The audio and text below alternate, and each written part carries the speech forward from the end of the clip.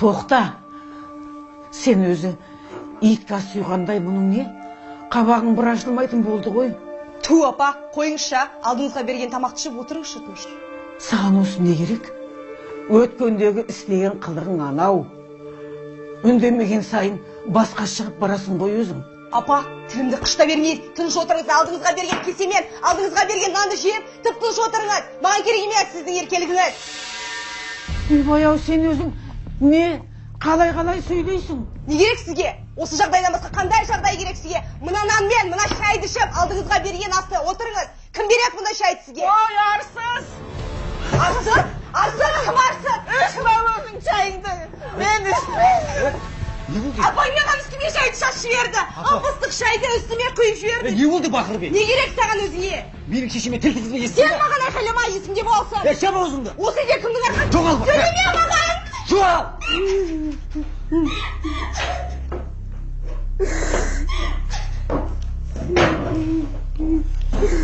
Апа, айтыңызшы, не болды? Жыламаңызшы, апа, мен түсіндіріп айтам бәрін.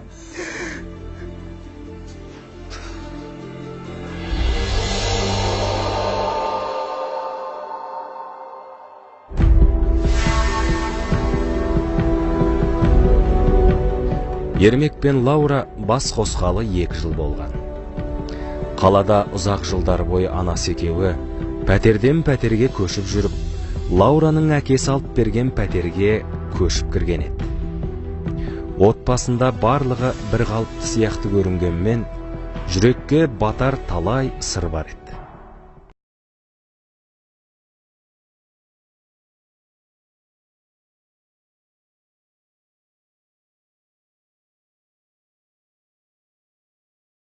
Мен бүгін келмеймін үйге, әкемдер еркіне қонамын. Түсінбедім, неге келмейсің? Бүгін әкемнің үйіне қонамын, келмеймін дейді. Лаура, менің апамның бір сөзіне бола келмейін деп тұрсың ба сонда? Сенің апаң, апаң, шаршатты мені сенің апаң. Не? Айқайлама. Менің анам саған не істетсін ша? Не істемеді сенің анаң маған. Айқайлама. Айқайлаймын. Не керек саған? Айқайлама дедім. Не керек деймін саған? Аузыңды жап. Жаппайын де мен саған. Ұрма мені. Мен саған көрсетемін мен саған. Сөйлеме, Соңыңа дейін жетемін сен, түбіңе жетемін сені, көресің осыдан менен. Бейшара. О, жаратқан ем, не жазығым бар еді. Жалғыз ұлымды 2 оттың арасына тастағандай болдым, ау. Шыдар едім ғой. Бірақ келіннің кесір мінезі мені әбден қажытты ғой. Кетіп қалайын десем, қайда барам? Кімім бар? Айналасың, қарғамсың. Терезеге қарап, ойланып тұрмын. Балам-ау. Апа.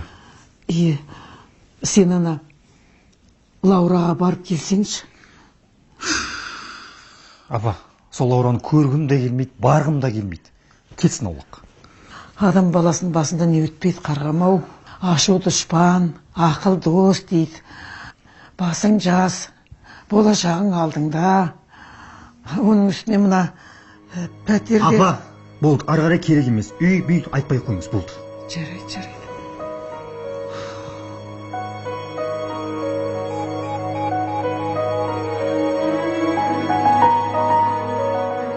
Ермек ұзақ ойланып, ақыры Лаурадан кешірім сұрамақ болып шешті. Лаураны сүйетіні рас. Қайнатасы әперген пәтерде тұрып жатқан қанша намыс санаса да, одан басқа шығар жол жоқ. Отбасындағы кикілжіңді шешпек ниетпен оңаша отырып сөйлеспек болды. Лаура, білем, мен кеше артық кеттім. Тек сен ренжіме, жарай ма? Өзіңді менің орныма қойып көрші. Сен де солай жасар едің, сен де солай анаңды қорғайтын едің. Білесің, ана барлығымызға жақын. Тек менің айтарым, болашақ біздікі. Болмайтын нәрсеге осылай ренжіп жүре береміз ба? Береке жоқ. Ал мен бұдан шаршадым. Шыны керек. Түсінем, мен барлығын түсінемін. Бірақ мен айтпаған нәрселерім өте көп. Егер оның бәрін айтатын болсам, сен апаңа тағы ренжисің. Ол мен білмейтіндей, менен жасыратындай, ренжитіндей не ол, а? Айтшы, не ол? Ой, көп қой ол. Айта берсем өте көп. Оның бәрін айтпай қояйықшы осы жерде.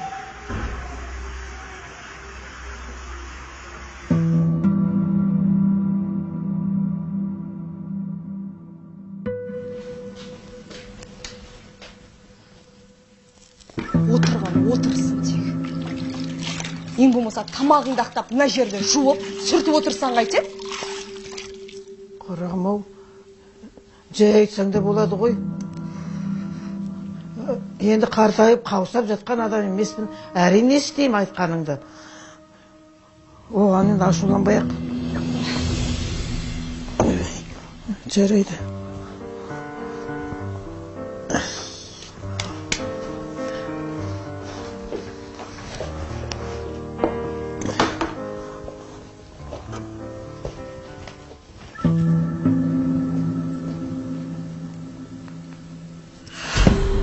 Құдай-ай, осындай үйрету керек пе? Міне, бұл тряпканы аласың алдымен, сосын барып былай сығасың, жуасың, содан кейін барып жуады. Анаңнан айналайын. Сен де мен де анадан туған шығарсың. Ана, сен менің анамдай емессің. Менің адам алтын адам, өзің салыстырма менің анаммен.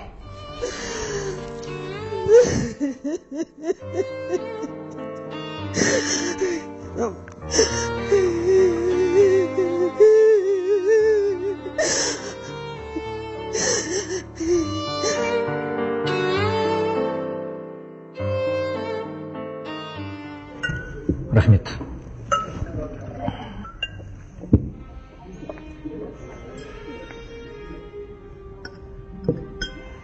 Ермек, біз екеуміз ашық сөйлесеміз деп келістік қой. Олай болса, бар сырымды, бар болған жағдайды мен саған осы жолы айтамын. Өткен жолы апаң еден жуып жүріп, кір, лай тряпканы алды да бетіме былш еткізді. Одан қалды өзің көрдің, шай ішіп отқан жерден ыстық шайды келіп бетіме шашып жіберді. Бетім күйіп қалса қайтер едің сол кезде? Ол дейсің қайта ыстық болмады шай. Рас айтып тұрсың ба сен? Менің апам олай жасау мүмкін емес, ойға сыймайтын нәрсе ол. Апам, қашанғы апаң сенің? Лаура. Біз осы кім үшін үйлендік, айтшы? Лаура, айқайламайсың. Кім үшін үйлендік? Апаң үшін бе? Лаура, біз қоғамдық. Апаң үшін үйлендік пе деп? Лаура, мен анама барлығын түсіндіріп айтамын. Бәрі орнына келейік, жарай ма? Түсінші, болды. Сен маған уәде бер. Апаң маған келіп тиісуін доғарсын. Уәде бердім. Уәде.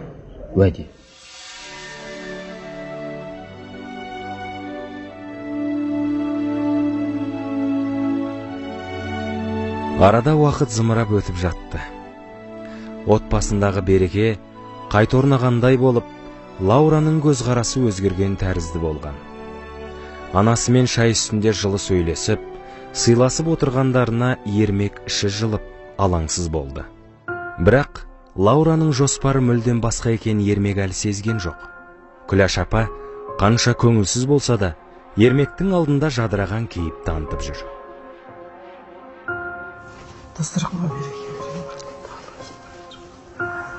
Апа, сіз сыртқа шығып таза ауа жұтып қайтыңызшы. Неге? Менің дос қызым келем деген еді, екеуміз отырып шай ішіп, әңгіме айтайық деген. Жарайды қарағым, жарайды. Шаршап кеттім.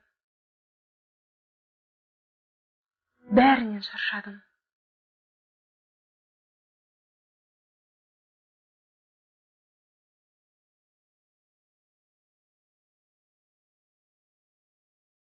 Үйден мені қуғандай болып шығарып тастады. Әлде бөгде еркекпен әуейі болып жүрмекен. Ай, сорлы балам-ай, осы кесірге қайдан ғана тап болдың екен. Не болып кетті бұл өзі?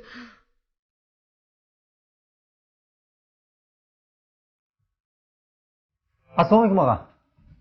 Ермек, қалай? әлкімсің, кел, қалай жағдай? Жақсы ма Сен іздеп отыр едің, жақсы бол, жақсы кел. Қайсар екеуің Талдықорғанға жүресіңдер. Шопырлардың бәрі бос емес, сендер барып қайтыңдар, басшылық жасап. Дәл қазір ма? Дәл қазір. Жарайды. Жол болсын. Жақсы. Жақсы.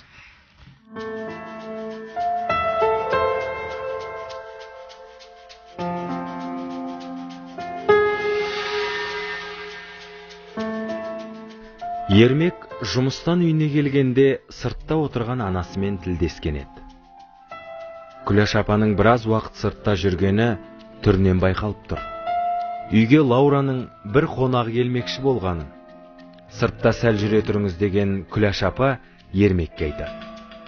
Ермек бірде заланса, бірде күдіктеніп, анасын ертіп үйге асығыс кіріп кетті.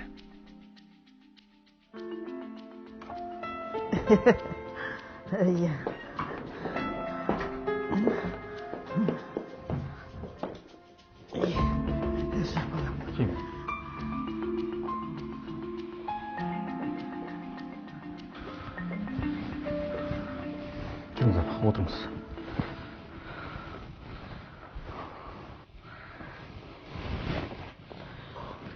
Лаура! О, апа, келдіңіздер ме? Отыр, кім келді үйге? Кім келді үйге деймін? Кім келген емес. Онда не апам далада жүр, а? Қалай апам далада жүр? Апам өзі таза ауа жұтып қайтамын деді, далаға шығамын деді. Лаура, далаға шыға тұршы құрғың келеді деген жоқсың өзің. Апа, оныңыз не? Қашан сіз далаға шығарып жібердім мен? Өзіңіз емес пе? Таза ауа жұтып қайтамын. Лаура, мойында. Үйге кім келді деймін саған, а? Қалай мойында? Тұрсын ғой, үйде жоқ, үйде ешкім. Қызықсың сен өзі. Әлде біреуің бар ма? Біреу не? Мүмкін біреуің бар шығар сенің, а? Біреуің не? Сенен басқа кімім бар менің? Оңбаған. Мойында деймін. Кім келді үйге? Ешкім келген жоқ үйде. Үнем осы апаң шақыстырата отырады екеумізді. Үнем осы апаң үшін ұрсамыз, үнем осы апаң сенің. Кім жаман, Лаура жаман, үнемі сол. Осы үйдің отымен кіріп күлден шығам, сонда да мен жаман, сонда да мен жаманмын. Неге менен көре бересің?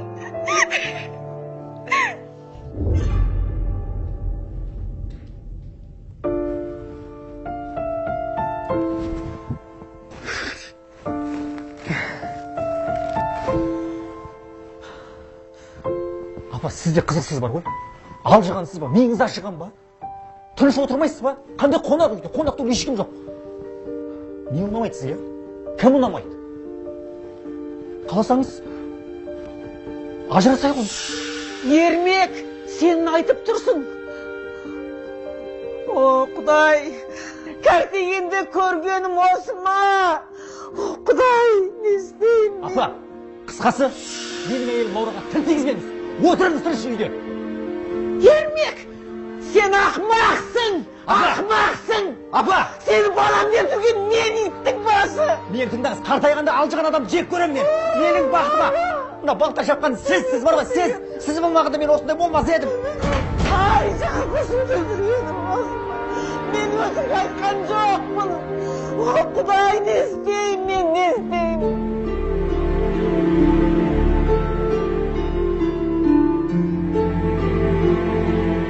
Үйдегі ұрыс-керіс күн сайын ушыға түсті.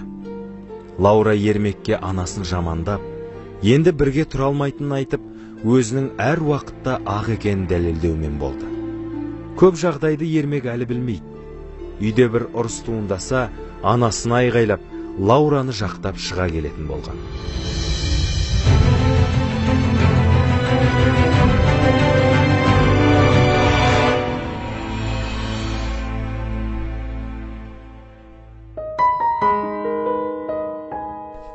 Енді не істедім?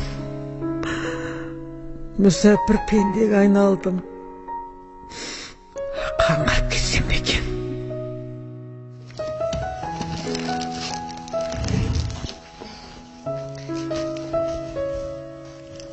Жаным, алтыным, қалайсың?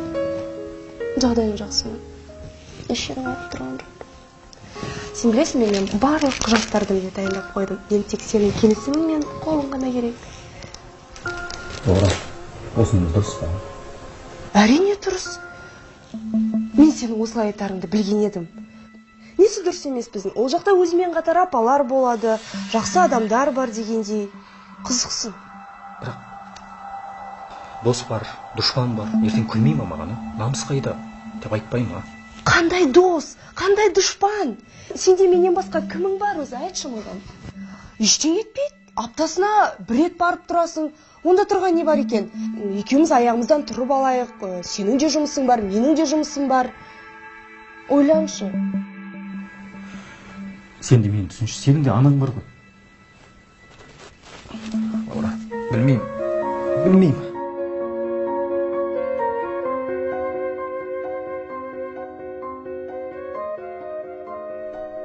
Дәл осылай болады деп ойладым ба? Менің жігіттік намысым жоғалған екен. Әйелімнің сөзіне еріп, анамды қарттар үйіне тапсырғалы тұрмын. Бірақ оның да өз себебі бар. Менің мойнымдағы миллиондаған қарыздарды Лаура жауап бергені рас. Әйтпесе зынданда отырар едім. Ал Лаураның сөзінен бас тартсам, ол өз есебін дайындап қойған. Апатай, кешірші мені.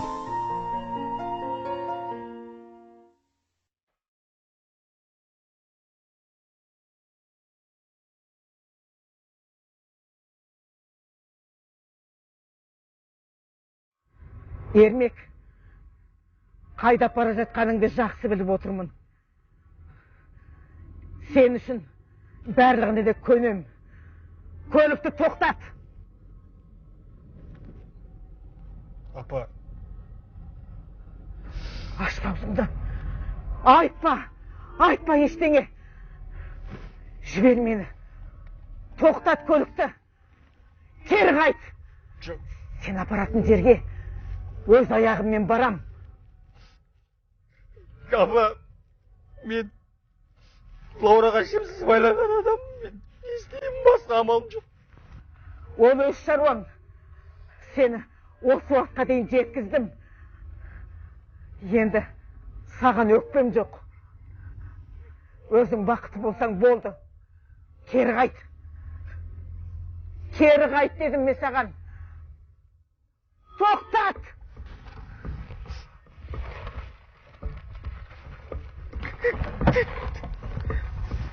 Апа! Болды. Бара бер үйіңе.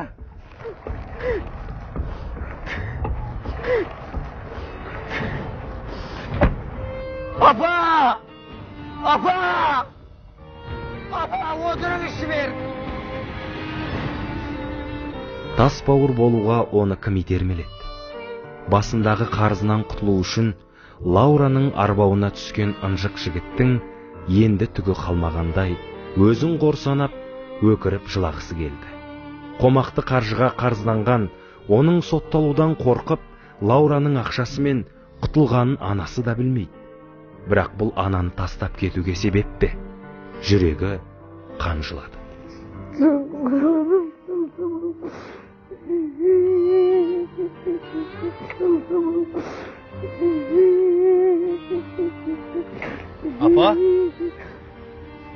Апа, не қылып жылап отырсыз?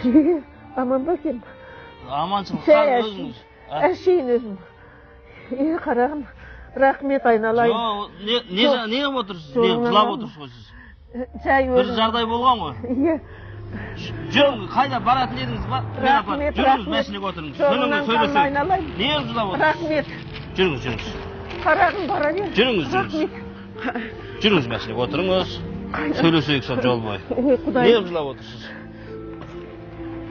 Жүріңіз, отырыңыз.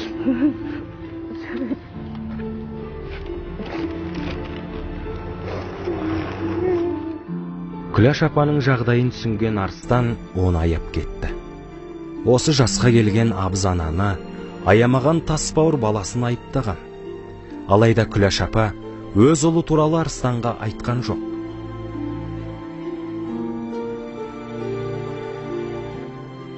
Жүріңіз, апа. Кіріңіз, мынау біздің үй. Жүріңіз, қысылмаңыз. Ұлты! Құтты болсын. Ай, қайдасыңдар, үйге қонақ келді. Амансың, апа. Амансың ба, қарағым? бақытты бол айналайын. Келіңіз төрлетіңіз, апа. Иә. Сәлеметсіз апа, сіз менің апамсыз ба? Иә, апаң мінекей. Сіз маған көп ертегі оқып бересіз ба? Әрине оқып берем. Әрине, апаң енді саған көп ертегі оқып береді. Апа, тәй үшін. Жүр ғой, жүр.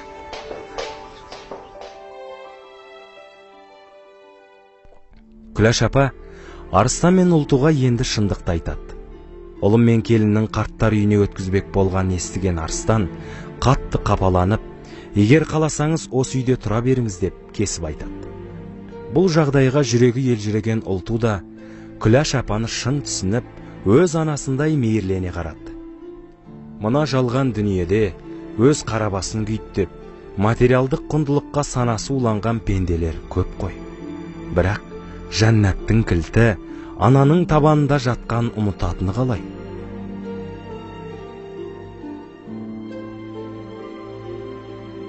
Ояның кішкентай насият балалар бар ғой. Мысалы, мынау мінекей не, мынау жолбарыс міне. Ол сол қояндардың баласын қорғау үшін ана қояның атасы бар ғой. Ал апа, Ана арқасы. қалайсыздар? Ой, Біздің Санжар жақсы. мазаңызды алып жіберген жоқ па? Жоқ, о не дегенің. Қайта осымен ойнап, әбден жақсы болып қалдым өзім. Иә, Санжар тіпті мені ұмытып кетті. Әжесінің қасынан бір елі қалмайды. Онысы рас. Арыстан балам, Ұлту қызым, сендерге деген рахметім шексіз. Адамның ішінде шер, мұң, жақсы адамдармен кездессе, ұмытылады деген рас екен. Мен енді қайтайын, қарағым. Я, балам апарам деген жерге өз аяғыммен барайын. Апа, о не дегеніңіз? Арыстан мұңды қарияның шешімін құптамады. Ол өз анасының ерте қайтыс болып, немере сүюге жете алмағанын айтты.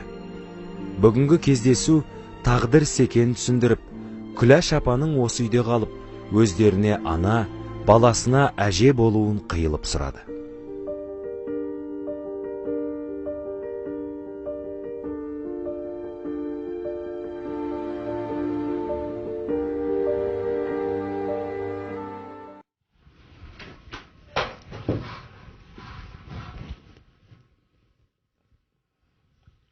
Ертең кімнің тойына барам дедің. Мен сенің барлық киімдеріңді дайындап қойдым. Ертең бірге қызмет жасайтын сыйлағамыздың баласы сүндет көтеріп жатыр, соған барам. Ал білесің ба сен? Менің саған жаңалығым бар. Қандай жаңалық? Сен әке атанасың. Жақсы болыпты.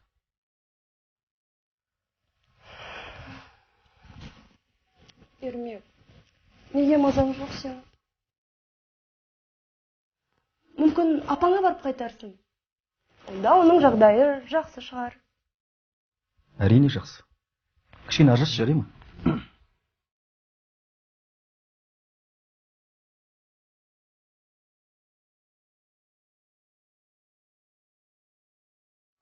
Бүгін Арыстан ағаның тойы жақсы. Қалайсыңдар? Ермек? О, Арыстан аға, ассалаумалейкум. Қалай жағдай? Жақсы аман сен. Қалай, келіп жатыр ма? Иә, міне қонақтарым бар. Ел-жұрт, көңіл күй қалай? Жақсы бәрі. Өзіңдер қалай дайынсыз? Сәлеметсіздер? Бізде келдік не? Жақсы. Қалай, ел-жұрт? Апа? Апам бай. Сен танисың ба?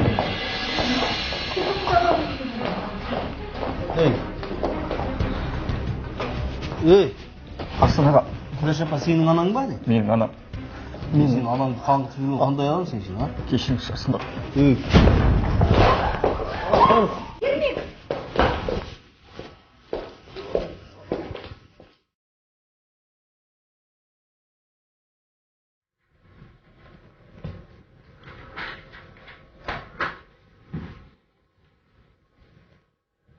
Арыстан аға, ассалаумағалейкум.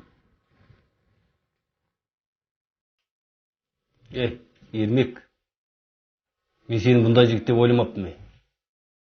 Не деген опасызсың мен? Өзінің туған анасына жақсылық жасамаған адам басқа біреуге жақсылық жасайды деп ойламаймын ешқашан. Арыстан аға. Сөйлеме маған. көзіңді жоғалт бұл жерде. кешіріңізші. Жоғал деймін мен саған. Мойныңды бұрап жұлып аламын деді.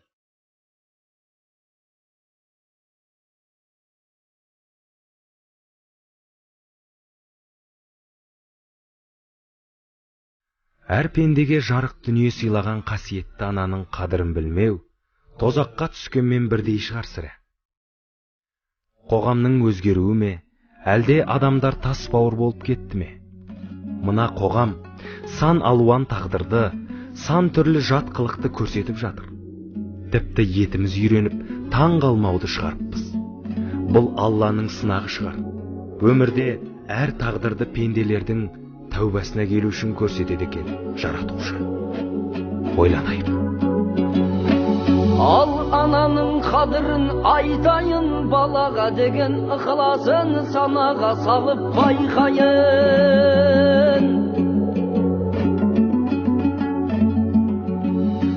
Ай 9 ай 10 күн көтерген, мехнат тартқан төтеннен еңбегіндей етілген зиярат қылып сыйынсаң кем емес құбылам мекеннен.